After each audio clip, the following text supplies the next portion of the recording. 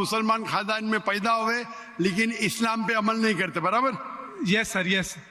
अपने भाई साहब वाजिद मुसलमान खानदान में पैदा हुए, 4 साल से दीन पे अमल नहीं करते, कहते हूं कि मैं तालिब इल्म हूं और मेरे मामलात बहुत अच्छे, मैं अच्छे काम करता हूं, कुछ लेता हूं तो टाइम पे वापस दे देता हूं और बहुत खुश है, तो क्यों उसे दीन पे अमल करना चाहिए?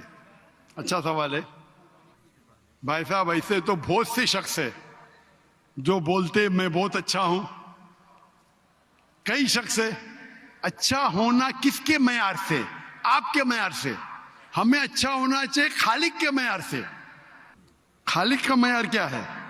अच्छा होना वो जो ईमान रखता है, अमल सालेहात करता है, वतवासौ बिल हक वतवासौ बिस सब्र। भाई साहब का सवाल है, लॉजिकल जवाब दो, लॉजिकल जवाब दो